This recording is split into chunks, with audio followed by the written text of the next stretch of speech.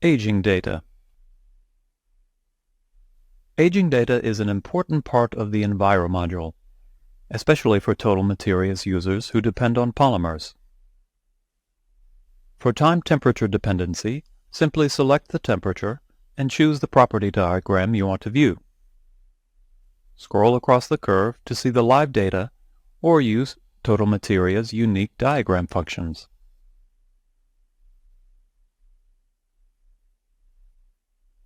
Fluid aging data is available for a wide range of substances at a range of concentrations, exposure times, and temperatures.